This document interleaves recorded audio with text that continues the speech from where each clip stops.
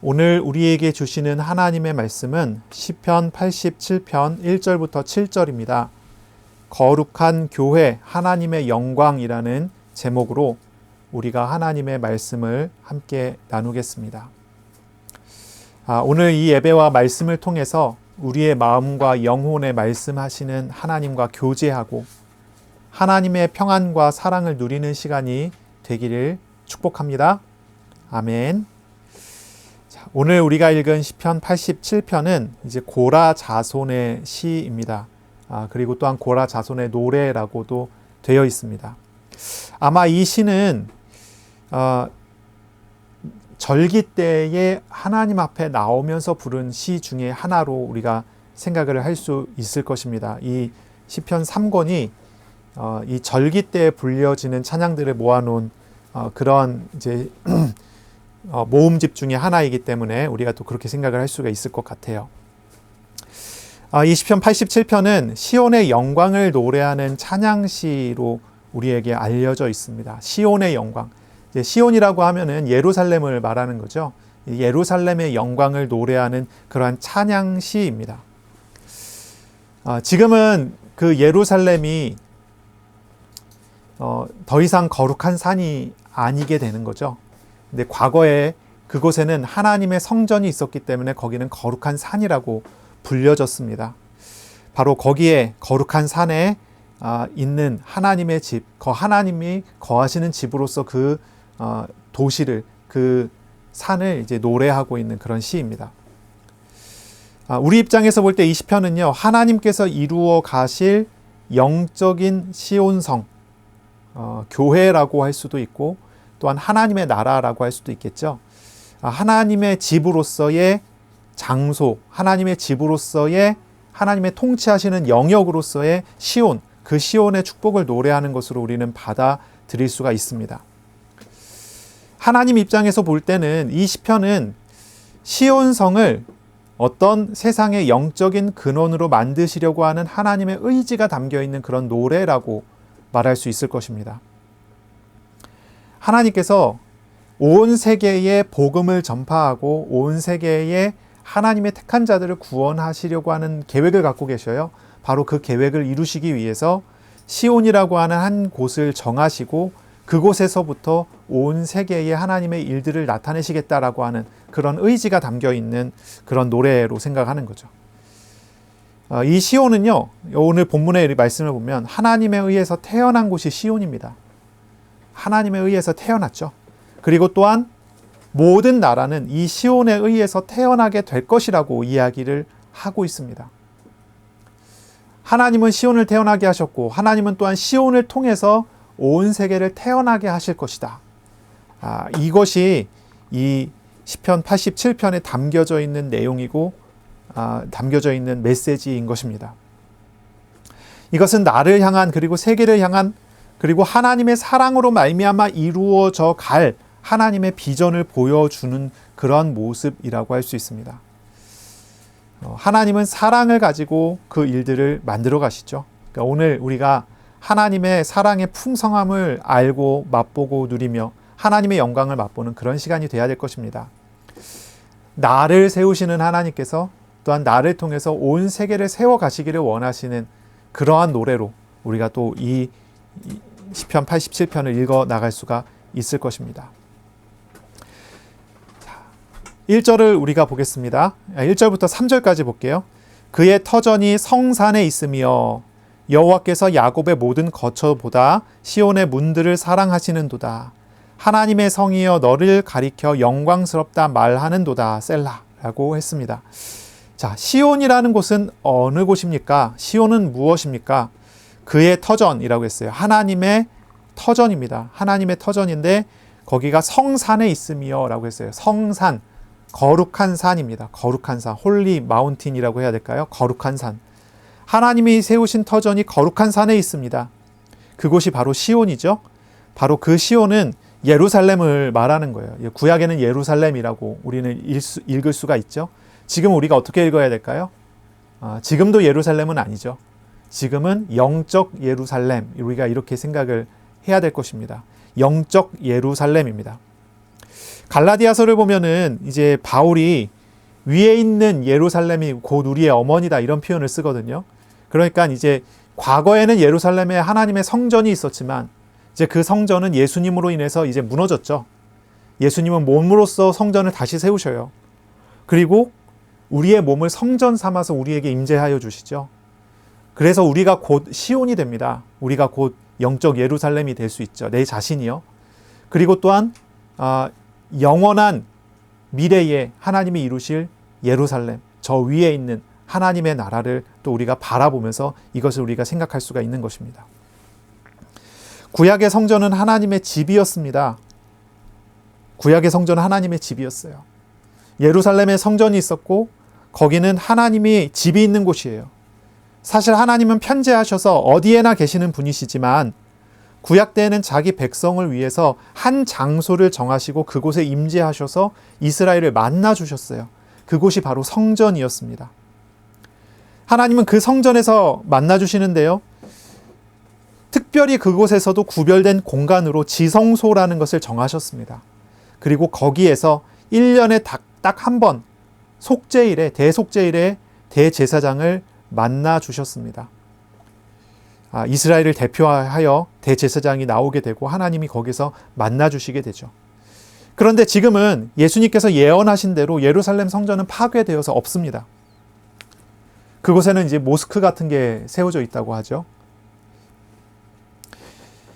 지금은 그 예루살렘 성전은 없지만 영원한 성전이 그리스도의 십자가와 부활을 통해서 그리스도의 몸으로 세운 성전이 성도의 마음에 세워지게 됩니다.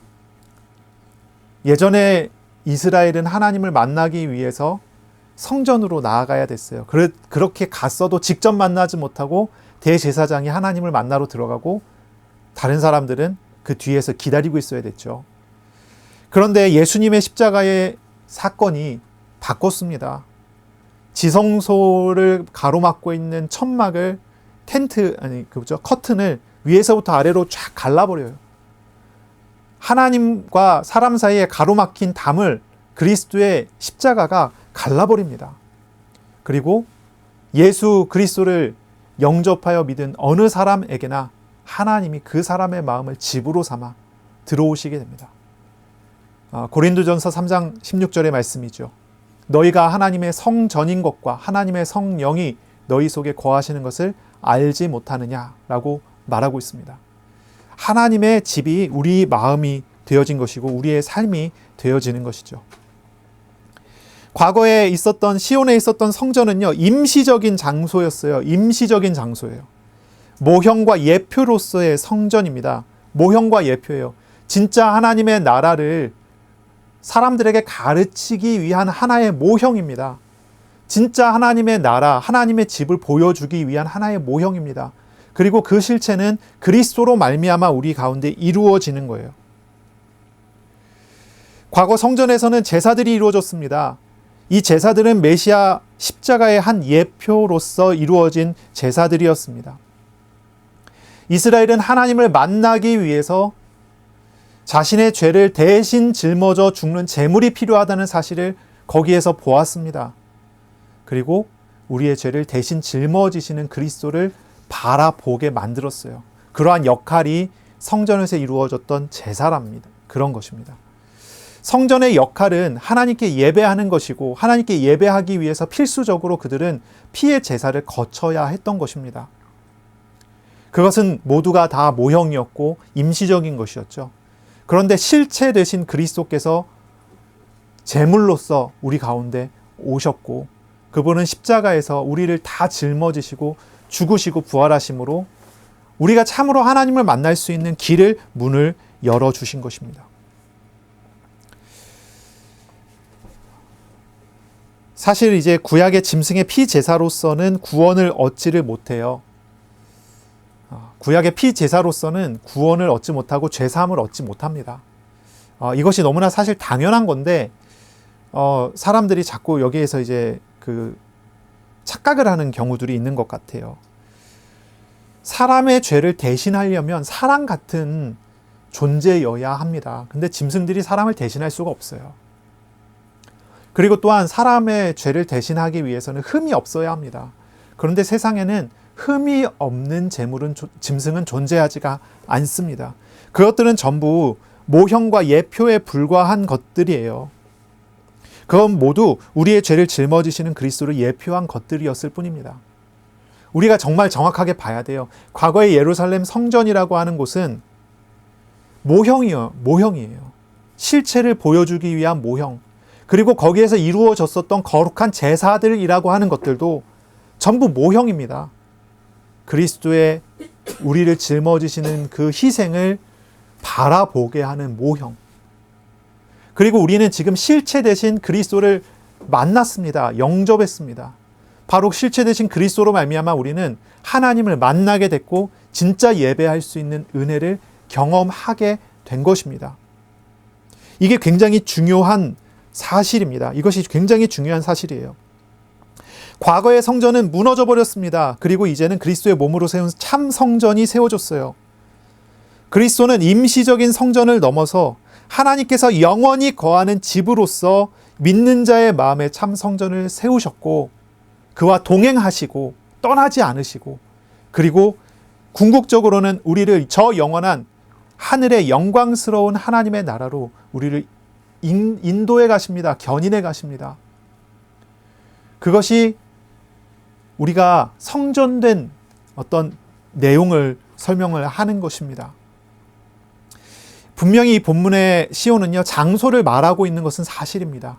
하지만 오늘 저와 여러분은요, 이 말씀을 읽으면서 장소로서의 시온이 아니라, 이 예루살렘이 아니라 영적인 시온을 염두에 두고서 말씀을 들어야 돼요. 그리스도의 몸된 교회를 염두에 두면서 말씀을 나누어야 할 것입니다. 이 부분이 중요한 부분이겠죠. 구약의 성도들은 시온산을 생각하며 이 노래를 불렀습니다. 그런데 예수님을 만난 이후에 초대교회 그리고 교회는 이 말씀을 교회를 생각하면서 읽고 교회를 생각하면서 불렀었던 그런 역사적인 시편이라고 우리는 볼 수가 있는 것입니다. 우리 또한 이 시편을 이 주간에 또 묵상하고 읽을 때 참 성전으로 세우신 나의 어떤 몸, 마음, 인생을 바라보는 시간이 돼야 될 것이고요. 그리고 또한 하나님께서 세우신 성도의 모임으로서의 교회를 생각하면서 이 말씀을 봐야 할 것입니다. 자, 2절에 보면은 하나님께서 야곱의 모든 거처보다 시온의 문들을 사랑하시는도다 라고 했습니다. 시온의 문이라고 하는 말을 썼는데요. 이 시온의 문은 시온 전체를 가리키는 표현입니다. 이 제유법이라고 하는데요. 부분을 통해서 전체를 이야기하는 방식을 이제 사용을 한 것입니다. 하나님은 전체 예루살렘이라는 도시 그 성을 다른 땅보다 더 사랑하신다라고 표현을 합니다. 다른 땅보다 더 사랑하신다. 왜 그럴까요? 모든 땅이 다 하나님 땅이잖아요. 근데 왜 거기를 특별히 더 사랑하신다고 말합니까?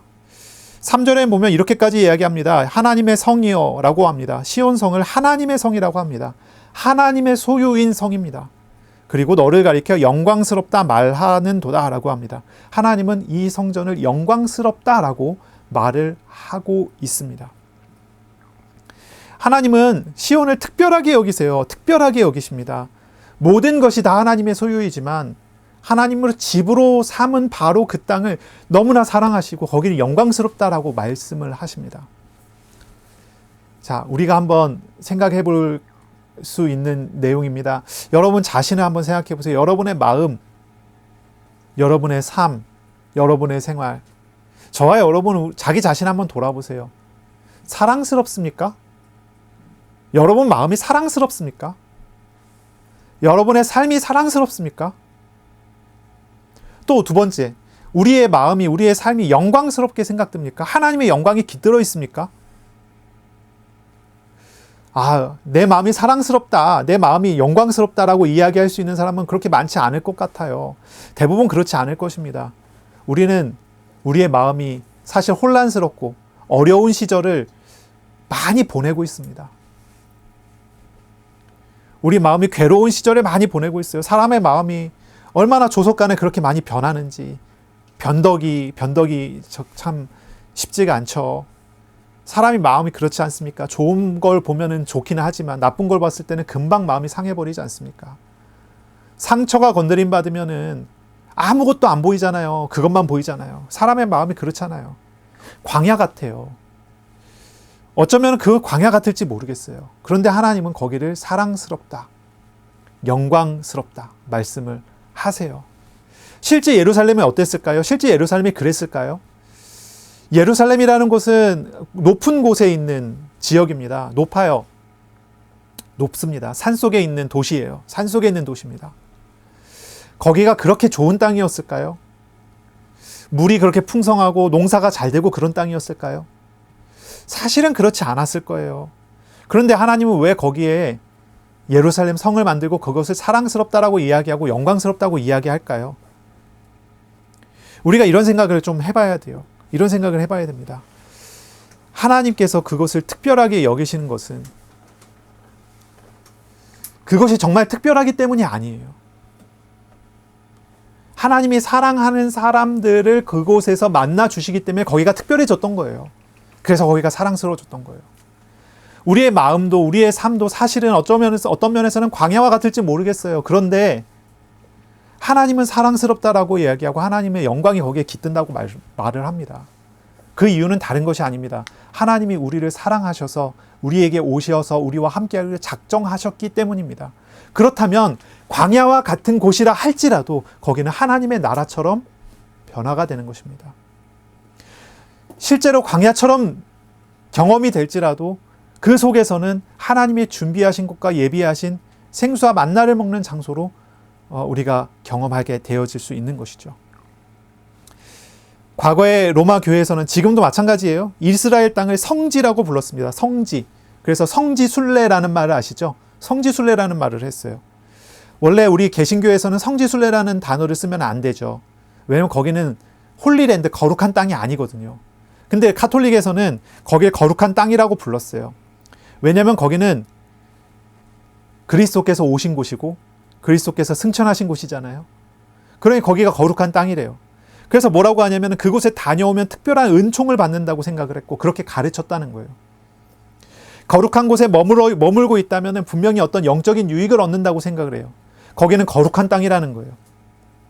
그런데 이런 생각은 잘못된 것입니다. 바른 생각이 아니에요. 거기는 사실 바이블랜드라고 불러야 돼요. 성경의 땅이라고 불러야지 거룩한 땅이라고 불러서는 안 돼요. 거기가 거룩했던 것은 예전에 거기를 거룩한 땅이라고 하나님께서 말씀하셨던 것은 거기를 성산이라고 불렀던 이유는 하나님이 사랑하는 사람들을 거기서 만나 주셨기 때문이에요. 하나님의 임재가 그것을 거룩하게 한 거예요. 그런데 하나님의 임재와 하나님을 인격적으로 만나는 만남과 상관없이 거기가 거룩하다 이렇게 생각한다면 그건 옳지가 않은 내용인 것이죠. 지금도 이제 개신교회에서 개혁교회를 다니면서도 지금도 이제 교회를 다니면서도 이런 생각하는 사람들이 있어요. 교회는 거룩한 장소다. 직장이나 가정은 세속적인 장소다. 이렇게 생각하는 사람들이 있어요. 그래서 그런 사람들은 문제가 생기면 세속을 떠나서 거룩한 장소로 간다는 생각을 해요. 교회나 기도원에 가서 거룩한 행위를 통해서 회복을 구해요. 어떤 사람이 거기에서 기도하면서 큰 응답을 받았다. 그러면 그것을 성지순례 삼아 찾아가는 거예요. 거기에 머물면서 그들처럼 같이 기도하는 거죠. 왜요? 그렇게 은혜 받은 땅이니까 여기에서도 하나님의 은혜가 넘칠 거라고 생각하는 거예요. 꼭 있잖아요. 풍수지리하는 사람들이 명당 찾아다니는 것 같이 그렇게 하는 그런 경향들을 보여주는 그런 사람도 있는 것 같아요. 그런데 한번 잘 생각해 보세요. 그것이 정말로 그런 장소가 거룩한 장소일까요? 예배하고 기도하고 하면은 귀신이 떠나가고 병이 치유받는 특별한 장소로 변화될 수 있나요? 우리가 한번 생각해 보세요. 목사 안수를 받으면 목사가 되잖아요. 거룩한 직분이 되는 거예요. 근데 한번 생각해 보세요. 목사 안수를 받으면 거룩해서 구별되는 성직자가 되는 것입니까? 하나님께서 이야기하는 거룩하다라고 하는 그 거룩이라는 말은 그런 비인격적인 그런 것이 아닙니다. 하나님의 거룩이라고 하는 말은 그런 비인격적인 게 아니에요. 하나님의 거룩은, 성경의 거룩은 하나님의 임재하심과 관련되어 있어요. 이게 되게 중요한 의미입니다. 중요한 것입니다. 하나님께서 임재하여 주셔서 함께하여 주시면 거룩한 사람, 하나님의 임재하심이 나타나는 그 장소가 거룩한 장소로 나타나는 거죠. 하나님과 함께하는 사람이 그 지역을 떠나면 거기가 여전히 거룩합니까? 우리가 이런 착각을 하지 말아야 된다는 거죠. 과거에 이제 사도행전에 보면 그런 이야기 나와요. 바울이 사용하던 손수건을 사용했더니 귀신이 떠나는 일이 벌어졌더라. 그런 거 나와요. 이런 표적들조차도 우리는 잘 이해해야 돼요. 왜 그런 표적이 나타날까요? 정말 그 손수건이 거룩해졌기 때문일까요? 바울과 함께 하시는 하나님을 드러내시는 방법 중에, 표적 중에 하나로서 손수건이 사용될 수 있는 거예요. 그걸 통해서 바울이 함께하는 하나님이 진짜 하나님이구나라고 볼 수 있는 거예요. 그런데 바울이 함께하는 하나님은 없고 손수건 자체가 거룩해졌다라고 생각하고 바라본다면 그거는 완전히 잘못된 이해를 하는 거죠. 표적은 목적을 가리키는 것이 표적이에요. 하나님께서 나타내시는 기적은 목적을 가리키기 위해서 그것을 나타내시는 거예요. 그 목적은 하나님을 만나는 은혜, 인격적인 만남을 가리키고자 하는 것입니다. 이것이 굉장히 중요한 의미예요. 우리의 삶은 전혀 거룩할 수 없습니다. 사실 그렇습니다. 그러나 우리의 연약함을 짊어지신 하나님이 함께 하실 때 하나님은 나에게 거룩하다라고 말씀하세요. 하나님이 임재하실 때 우리의 삶의 자리는 거룩한 곳이 되어져 버립니다. 사실 우리는 더러운 죄인에 불과하지만 하나님이 함께 하심으로 우리는 성도라는 칭호를 받았습니다. 성도 뭐예요? 거룩한 사람들이에요. 거룩한 사람들이라는 칭호를 받아요. 이것이 중요한 것입니다. 이것이 중요한 부분입니다. 이 본문에 나오는 이 시온이 성산인 이유는 분명한 것입니다. 하나님이 임재하시기 때문에 거기가 성산이라고 불려진 것입니다. 다시 표현해야 되겠습니다. 왜 하나님께서 임재하십니까? 왜 하나님께서 사람을 인격적으로 만나주십니까? 그 이유는 분명합니다. 하나님께서 사랑하시기 때문입니다. 사랑하시기 때문입니다. 2절입니다. 여호와께서 야곱의 모든 거처보다 시온의 문들을 사랑하시는도다. 하나님은 하나님의 열심으로 사람을 택하시고 사랑하셔요. 그리고 그를 구원하시고 그와 함께 하시는 일을 하나님께서 보이십니다. 이것은 사랑의 이유입니다. 인격적이신 하나님께서 인격체인 사람을 사랑하시고 구원하시고 교제하시려고 임재하여 주십니다. 연약하고 가난한 마음을 짊어지시고 그의 모든 삶에 복을 주십니다. 이것이 바로 거룩이고 그 사람의 삶이 하나님의 영광이 임하는 이유입니다. 그러므로 잘 생각해 봐야 돼요. 시온이 아름답다고 얘기하고 시온이 거룩하다고 이야기하는 것은 장소의 아름다움의 문제가 아닙니다. 그것이 특별히 무슨 어떤 풍수지리적으로 뭔가 이렇게 기운이 흘러가는 그런 장소로서가 아니라는 거예요.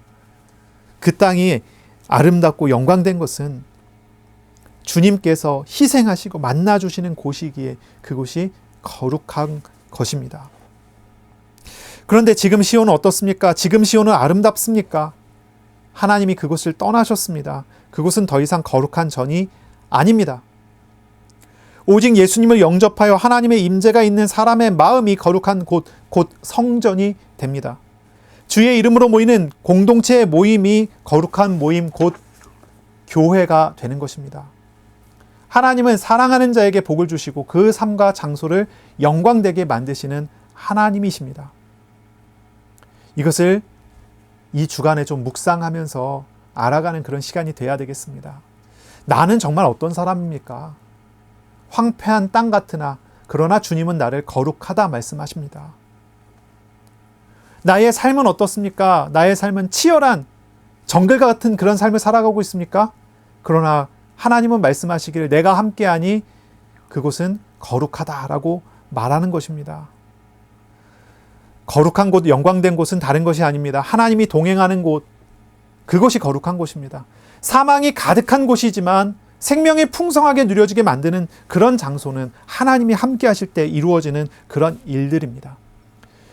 불안하고 혼란스러운 가운데 있을지 모릅니다. 그러나 하나님이 함께 하실 때 그곳에는 참된 샬롬이, 안식이 누려지는 그런 장소가 됩니다. 사실 교회 다니는 사람과 그렇지 않은 사람과 예수 믿는 사람과 그렇지 않은 사람과 사실 별 다를 바가 없지 않습니까? 별 다를 바가 없어요. 그의 마음도 여전히 죄 속에 있고 그의 삶도 그들과 다르지 않습니다. 죄에서 떠나지 못해요. 시시때때로 우리는 넘어지고 갈등하는 것입니다. 똑같습니다. 그런데 다른 것이 하나 있으면 무엇입니까? 하나님이 우리를 구별하여 세운다라는 것입니다. 하나님이 우리를 거룩하게 만들어 가신다는 것입니다. 이 주간에 정말입니다. 우리를 사랑하시고 우리의 삶에 임재하시고 동행하시는 하나님을 알아가는 그런 주간이 되시기를 예수님의 이름으로 축복합니다. 아멘. 4절부터 보겠습니다. 나는 라합과 바벨론이 나를 아는 자 중에 있다 말하리라.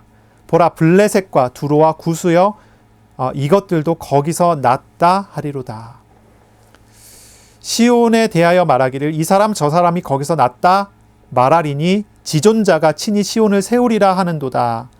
여호와께서 민족들을 등록하실 때에는 그 수를 세시며 이 사람이 거기서 났다 하시리로다. 셀라 했습니다. 여기 나오는 이 라합이라는 말을 한번 보세요. 4절에 라합, 각주가 달려있죠. 주를 한번 찾아가 보세요. 뭐라고 써 있습니까? 애굽이라고 써 있죠. 애굽. 라합, 이것은 곧 애굽을 말하는 것입니다. 자, 애굽과 바벨론 두 나라가 이스라엘을 둘러싸고 있는 가장 강대국이겠죠. 남쪽에는 애굽, 북쪽에는 바벨론입니다. 이 바벨론이라는 단어를 사용했을 때 우리가 상상해 볼 수 있는 것이 아마 이 시가 쓰여진 시기를 우리가 추측해 볼 수 있을 것 같아요. 이 시가 쓰여진 시기, 바벨론이 강성한 나라가 되어 있던 시기가 아니었을까, 이런 생각이에요. 아수르가 아니라 바벨론이라고 그러잖아요. 그 다음에 보세요. 그 뒤에 블레셋과 두로와 구스여라고 나옵니다. 블레셋은 누구입니까? 이스라엘을 가장 많이 괴롭혔던 가장 가까이 있는 이방 민족이에요. 그리고 구스라는 나라가 있죠. 그리고 두로라는 나라가 나옵니다. 구스는 에티오피아입니다. 이집트 남쪽에 있는데, 이집트 남쪽에 있는 거기도 이제 강한 나라겠죠.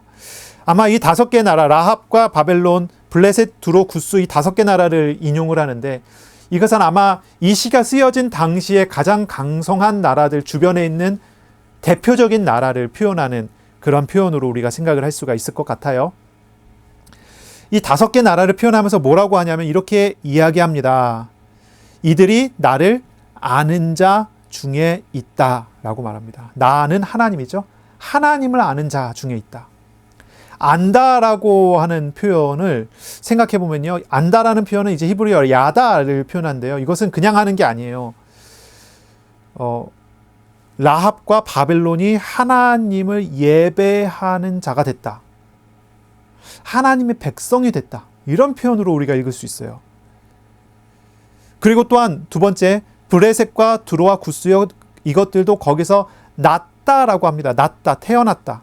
태어났다는 거. 야라드라고 하는 단어인데요. 태어났다는 표현이에요. 태어났다. 이 나라들이 하나님을 예배하는 나라가 되고 블레셋과 두로와 구스가 시온에서 태어났다 라고 표현한 거예요. 시온에서 태어났다. 다시 말하면은 이제 그 창조가 아니라요. 이제 재창조를 이야기하겠죠. 다시 태어났다. 하나님이 시온성을 영광스럽게 만드시는데 어떻게 만드시냐면 주변에 있는 강대국들이 하나님을 예배하도록 할 수 있을 정도로 시온을 영광스럽게 만들겠다. 이런 표현이죠. 이 시편을 노래를 부르는 사람들이 누구냐면요. 이스라엘입니다. 그렇죠? 이스라엘 사람들이 이 시편을 노래를 부르는 사람들이에요. 그런데 우리가 상식적으로 생각해 보면 이 구절은 되게 이상하게 생각됩니다. 이상하게 생각들어요. 왜 그러냐면 이 5개 나라들은 특히나 이제 앞에 이야기했던 라합과 바벨론은요. 이스라엘의 원수들입니다. 이스라엘의 강력한 원수들이에요. 한번 생각해 보세요. 이스라엘은 애굽의 노예 생활을 했습니다. 그렇죠? 나중에 이스라엘은 바벨론의 포로가 돼서 끌려갑니다. 이스라엘을 노예로 삼고 이스라엘을 멸망시켰던 나라예요. 그게 제일 앞에 2개 나오는 거예요. 라합과 바벨론. 그리고 그 다음에 나오는 게 블레셋입니다. 블레셋은요, 사사기 내내 다윗 시대까지 블레셋은요, 이스라엘을 엄청나게 괴롭혔어요. 골리앗이 블레셋 사람이잖아요. 그러니까요, 이 이스라엘 입장에서는 원수 나라들을 쫙 목록을 정해놓고서 그걸 이야기를 하는데요. 참 희한한 겁니다. 지속적으로 자기들에게 고통을 주어왔었던 원수 나라들을 두고서 이야기하는데 그들이 하나님의 백성이 되고 하나님께 예배하게 된다는 거예요. 거기서 그들이 하나님의 시민권을 받는다는 표현을 쓰는 거예요. 태어났다는 얘기가 시민권을 받는다 이런 표현인데요. 너무 이상하고 어색하게 느껴지지 않습니까? 심지어는 어떻게까지 얘기하냐면 7절을 한번 보세요. 이렇게 얘기합니다. 노래하는 자와 뛰어노는 자들이 말하기를 나의 모든 근원이 내게 있다 말하리라. 있다 하리로다 했어요. 노래하는 자와 뛰어노는 자들, 노래하고 춤추는 걸 이야기를 합니다. 이건 아마도 축제 때, 아마 신년 축제 때 불러진 시편으로 우리가 생각이 들기 때문에 축제 때 찬양을 하고 노래를 부르고 춤을 추는 어떤 그런 우리가 이미지를 생각해 볼 수 있어요. 이방 나라들이 원수들이 구원을 받았는데 원수들이 심판을 받은 것이 아니라 구원을 받았는데 이렇게 춤추고 노래하고 함께 뛰놀 수 있을까요? 너무 어색하게 느껴지지 않습니까? 근데 하나님은 이 하나님의 의지를 이 말씀을 통해서 보여주시는 거예요. 하나님의 신탁입니다. 이것은 하나님의 의지를 보여주는 거예요. 나는, 하나님이 스스로 얘기하는 거예요. 나는 락과 바벨론이 나를 아는 자 중에 있다고 말하리라. 이스라엘은요 바로 거기에 순종해야 되는 겁니다. 이렇게 얘기하는 거예요.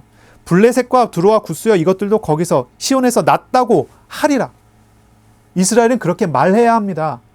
그런데 그것이 그냥 입술로 목소리로만이 아니라 자신의 중심으로 자신의 진심으로 그렇게 고백되어야 합니다. 그렇게 표현하고 말하는 것입니다. 원수들인데 하나님이 원수들을 구원하겠다라고 말을 해요. 원수를 사랑한다. 예수님께서는 제자들에게 가르치면서 원수를 사랑하라고 말씀하셨는데요. 여러분 한번 생각해 보십시오. 원수들을 사랑할 수 있습니까? 원수들이 구원받은 걸 보고 춤추면서 노래하면서 기뻐할 수 있습니까? 우리를 어렵게 만들고 혹은 우리를 악의적으로 우리를 비방해서 죽게 만들려고 하는 사람들을 위해서 기도하고 기뻐하며 춤추며 노래할 수 있습니까? 쉽지 않을 것 같아요. 그런데 하나님은 이스라엘에게 이렇게 말씀을 선포하시면서 그렇게 말하도록 만들겠다고 말씀하시는 거예요. 그렇게 춤추게 만들겠다고 말씀하시는 거예요.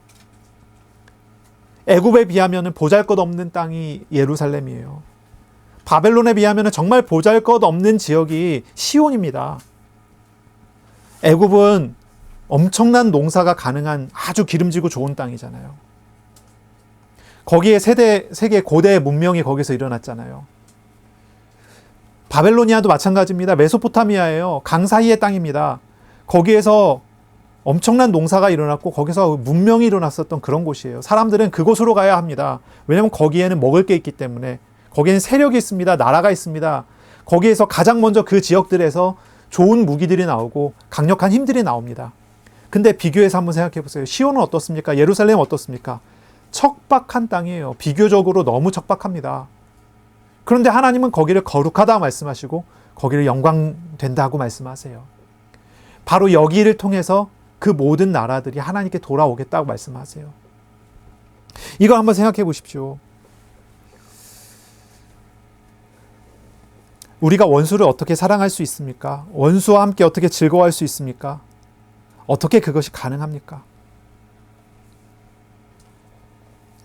하나님께서 우리를 거룩하게 하시고 우리를 영광되게 하셔서 그들의 영광과 그들의 힘이 아무것도 아닌 것처럼 보이게 된다면 열등감을 떨쳐버릴 수 있을 것 같아요. 그러나 그것으로 그들을 사랑할 수 있을까요? 그것만으로는 안 될 것 같아요. 어떻게 그들을 사랑할 수 있습니까? 원수와 함께 어떻게 즐거워할 수 있습니까? 하나님의 거룩하게 하심을 내가 배우고 하나님의 그 구별하시는 은혜를 그 순수하고 순결한 그 사랑이 나의 것이 되면 그것이 그때 가능해지는 것 아닌가 생각 들어요. 원수를 사랑하는 것 그것은 가장 불가능해 보이고 가장 어려운 것이 아닐까 생각합니다.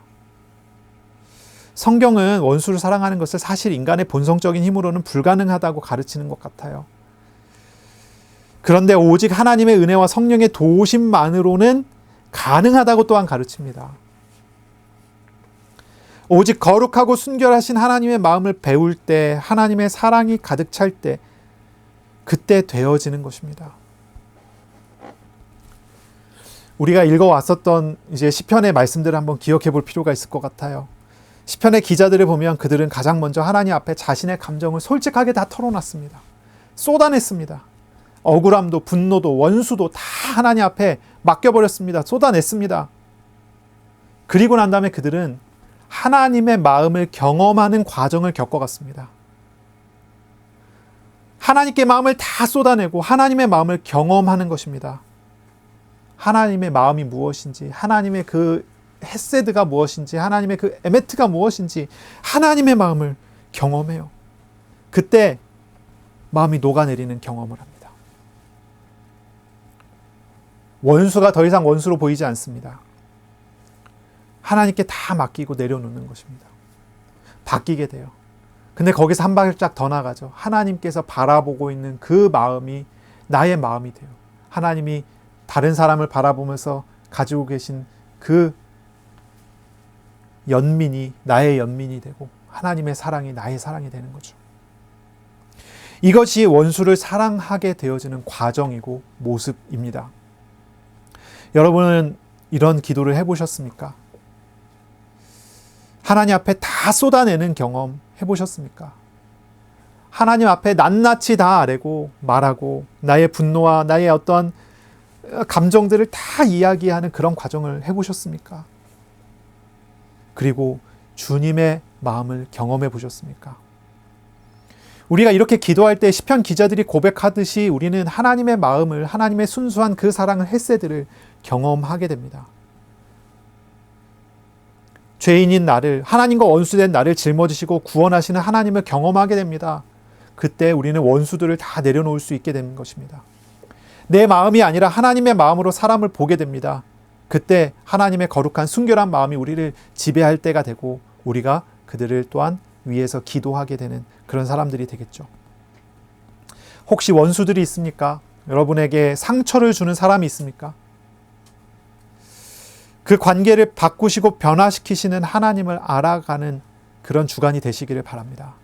하나님의 뜻을 구하고 하나님의 의지를 알게 해달라고 기도하세요. 그리고 거기에 알게 되어지면 순종해 나아가는 그러한 한 걸음을 이 주간에 한번 나아가시기를 바랍니다. 그러면 우리를 괴롭게 하고 고통스럽게 하는 원수들이 이제는 우리를 유익하게 하는 자들로 변화되는 경험을 또한 할 수 있게 될 것입니다. 결국은 7절처럼 노래하고 춤추는 그들을 위해서, 그들이 구원 얻는 그것을 위해서 그렇게 나아갈 수 있는 그런 놀라운 회복이 이루어지게 될 것입니다. 이 주간은 하나님께 솔직한 기도로 나아가는 그런 주간이 되시기를 바랍니다. 하나님의 사랑을 깊게 알아가는 그런 주간이 되셨으면 좋겠습니다. 말씀을 묵상하셔요. 말씀하시는 하나님과 교제하며 나아가세요. 나를 거룩하다, 나를 사랑한다, 나를 영광스럽다 말씀하시는 하나님을 아는 주간이 되고 한 걸음 더 나아가서 그 하나님과 함께하면서 또한 이웃을 향한 기도와 섬김으로 나아갈 수 있는 그런 주간이 되셨으면 좋겠습니다. 내 생각대로가 아니라 하나님의 말씀대로 순종하면서 나아가는 것입니다. 이웃과 온 세계를 향한 하나님의 비전대로 구원하시고 새 생명을 일으키시는 놀라운 은혜를 우리 교회와 온 우주적 교회를 통해서 우리의 작은 삶의 자리에 허락하신 성전된 우리의 삶을 통해서 하나님이 이루어 가실 것입니다. 속도가 좀 빠르든지 늦든지 하나님의 구원 사역이 우리 삶에 이루어지기를 예수님의 이름으로 축복합니다. 아멘. 고린도전서 3장 16절을 기억하시기 바랍니다. 너희는 너희가 하나님의 성전인 것과 하나님의 성령이 너희 안에 계시는 것을 알지 못하느냐 했습니다. 우리는 연약하지만 하나님께서 사랑하는 사람들입니다. 우리의 실상은 가난하지만 하나님께서는 영광스럽다라고 말씀하는 사람들입니다. 하나님은 사랑하는 자녀를 위해 희생하심으로 우리를 짊어지신 하나님이십니다. 그러므로 주님을 찾음으로 주님과 교제하고 주님과 인격적인 교제를 나누면서 거룩한 삶을 살아가는 우리들이 되시기를 예수님의 이름으로 축복합니다.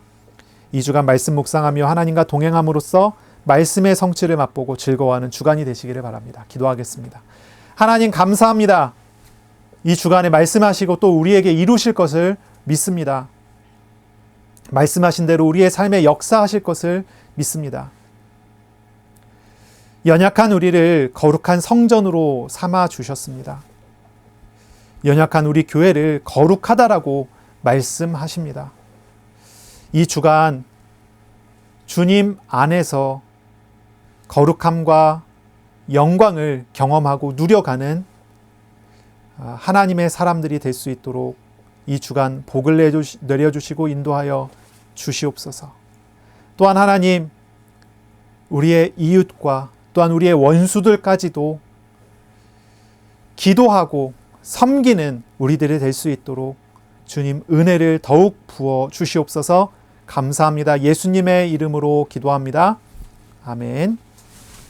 우리 구주 예수 그리스도의 은혜와 하나님 아버지의 사랑하심과 성령님의 교통하심이 이제로 영원까지 항상 함께 있을지어다. 아멘.